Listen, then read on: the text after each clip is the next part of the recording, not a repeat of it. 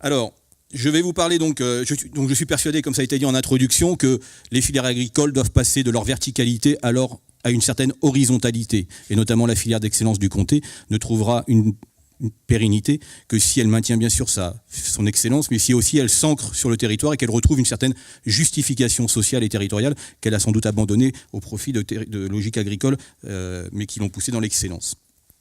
Donc je vais vous parler aujourd'hui d'un PTCE, pôle territorial de coopération économique, loi Hamon 2014, donc qui est un appel à projet et qui permet à des acteurs du territoire, alors on a parlé tout à l'heure des collectivités, on a parlé des syndicats, il y a aussi des citoyens, il y a aussi des entrepreneurs, il y a aussi des associations, et donc de réunir tout ça dans une même coopérative, une SIC, une société coopérative d'intérêt collectif. C'est la seule coopérative qui permet de mettre des collectivités en son sein. Et comme les fromagers ou les producteurs mettent leur lait en commun pour faire du fromage, nous on met en commun le territoire pour créer de l'emploi. Voilà. C'est de l'ingénierie territoriale. Le but de la SIC, Cluster Jura, petit clin d'œil humoristique au cluster, au grappe d'entreprise. Nous, c'est le territoire qu'on met en commun. Et les salariés, les citoyens, 33, 5 collectivités, des pays, la région, une commune et des intercos, des entreprises, Crédit Agricole, EDF, des associations, ont tous le même sujet commun et de promouvoir l'intérêt général sur la création d'entreprises et donc la création de filières sur le territoire. Donc on est vraiment sur une ingénierie territoriale en partant du principe, comme le dit Pecker, que tous les territoires ont des ressources. L'objectif, c'est de mobiliser les gens. Voilà. C'est de sortir des silos et de passer d'une logique de programme à une logique de mobilisation.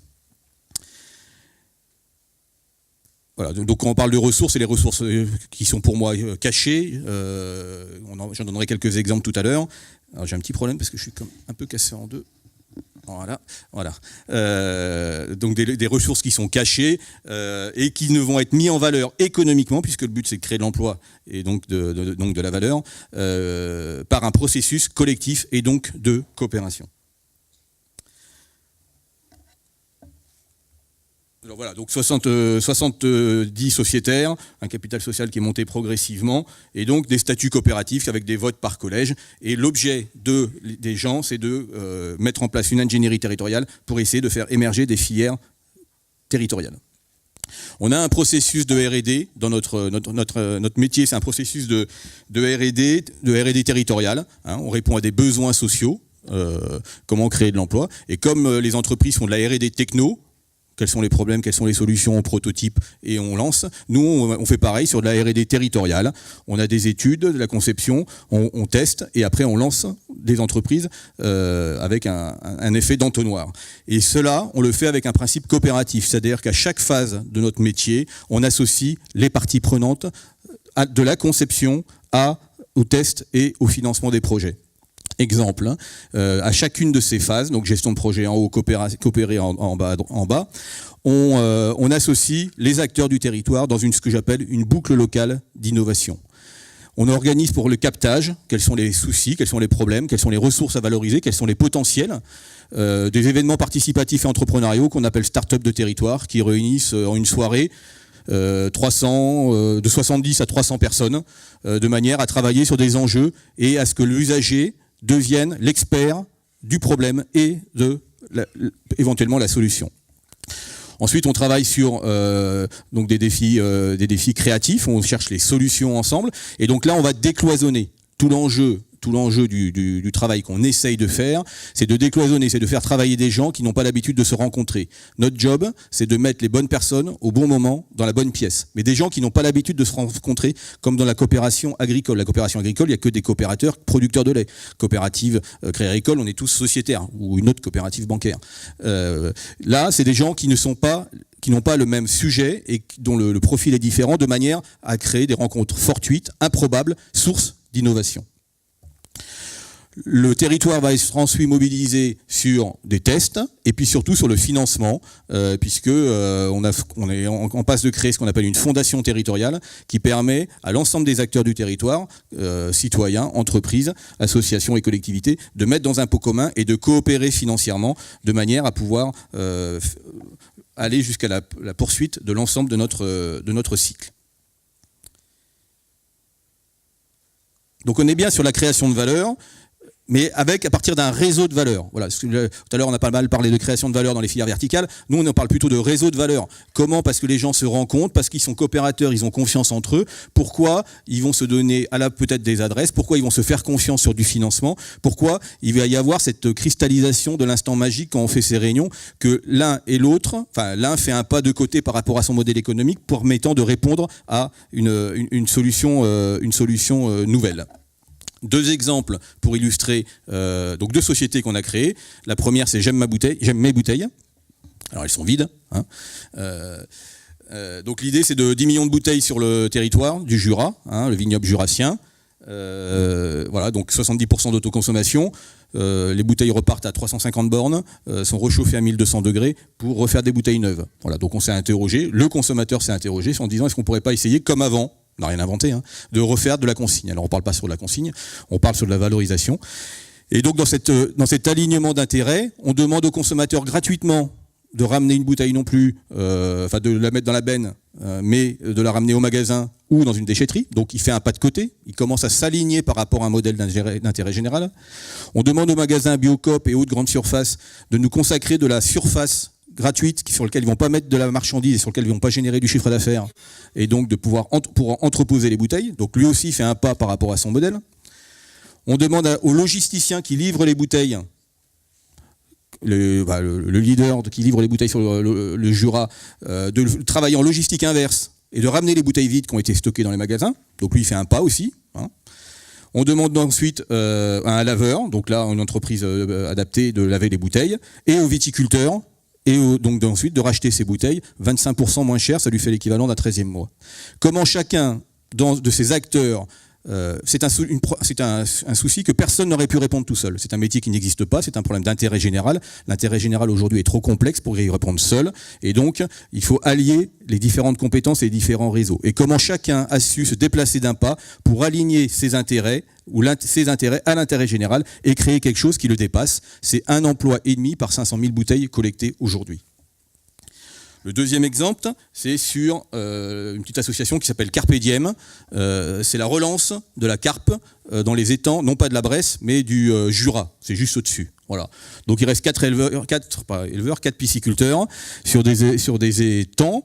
Voilà. Donc il a fallu travailler avec les environnementalistes, puisqu'on est en zone Natura 2000, avec les chasseurs, puisque 70% des étangs appartiennent aux chasseurs. Il a fallu travailler avec un atelier de découpe, qui était l'atelier de découpe de volailles, et qui a accepté de mettre du poisson dedans, et puis avec la grande distribution, pour recréer aujourd'hui une filière, et le restaurant municipal de Lons, qui est plutôt connu aujourd'hui et reconnu sur les filières courtes et l'approvisionnement local, pour recréer aujourd'hui une filière de carpe piscicole sur les étangs, avec des installations qui vont venir, mais tout en circuit local. Donc filet de carpe commercialisé au restaurant municipal de Lons, et carpe fumée transformée dans les rayons notamment des grandes surfaces de Lons. Voilà. Et là aussi, si les environnementalistes, si les chasseurs, si la grande distribution, si les restaurants de Lons, si les pisciculteurs n'avaient pas changé chacun un peu leur modèle, on ne serait pas arrivé à la création de cette filière qui permet aujourd'hui des installations et la création de valeur. Voilà. Donc j'insiste un peu sur le décloisonnement, coopérer oui entre pairs, plus difficile entre gens qui ne se connaissent pas, et donc il faut créer aujourd'hui ces conditions pour réunir ces gens au bon moment dans la bonne pièce. On est aujourd'hui sur, on est 5 salariés dans le PTCE, on a un budget sur la SIC, Cluster Jura, on a un budget de 300 000 €, financé à la fois à 40% par des subventions, sur tout ce qui est intérêt général, l'amont, le captage, et sur de la prestation vers des collectivités et des entreprises sur les phases 2, 3 et 4. Et donc aujourd'hui, on se lance dans un programme R&D pour voir comment comment la coopération sur un territoire peut accélérer l'entrepreneuriat. Voilà. On a tous l'image de la gazelle qui se fait courser par la lionne, et on croit tous que depuis X années, la compétition est la loi de la jungle. Non, il existe une autre loi de la jungle, c'est dit par d'autres, c'est la coopération. À part que quand on le dit, on passe pour un utopique, ou quelqu'un de sympathique. Voilà. Et c'est mieux de parler de la lionne et de la gazelle que des pingouins qui se réchauffent les uns à côté des autres sur la banquise, mais pourtant ils font de la coopération et bien avant nous. Voilà. Et donc nous on est persuadés, mon président et mes sociétaires, que la coopération peut développer de l'entrepreneuriat sur le territoire. En conclusion, quelques aspects. On coopère par la SIC, donc les gens ont mis du capital, ils se sont engagés.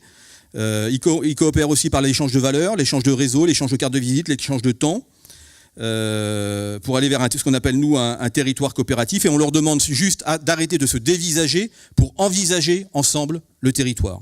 Arrêter de se regarder et se dire qu'est-ce qu'on a envie de faire ensemble, qu'est-ce qu'on a envie de faire ensemble sur ce territoire. Ça nécessite de passer d'une logique de contrat à une logique d'alliance. Voilà. C'est-à-dire que je ne calcule pas. Ta réussite est la mienne, mais si on se plante ensemble. Donc pas de garantie. De passer de la méfiance à la confiance. Et de l'indépendance à l'interdépendance. De l'indépendance, la garantie, si tu te plantes, je ne me plante pas. À l'interdépendance, on va sur un truc qu'on ne maîtrise pas, mais on bouge ensemble.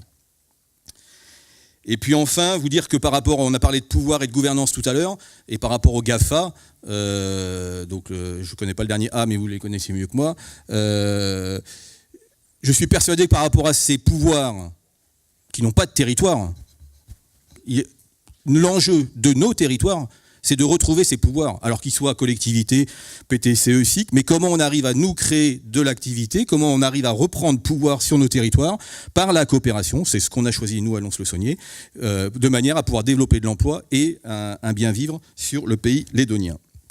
Je finis juste avec la parabole d'un grand penseur de la coopération, parce que c'était un prêtre défroqué dominicain, Henri Desroches, qui prenait souvent la parabole qui disait souvent que les Bédouins dans le désert, ils suivaient les mirages. Voilà. Ils se mettaient en marche, ils se levaient la nuit, puis ils suivaient les mirages. À part que les mirages, ça n'existe pas. Voilà. Et les mirages, il n'y a aucun Bédouin qui est arrivé au mirage. Voilà. À part que s'il n'y avait pas eu de mirage, personne ne se serait mis en mouvement. Et je pense que la coopération, c'est en effet plus un processus qu'un projet, mais c'est une mise en marche d'un ensemble de territoires.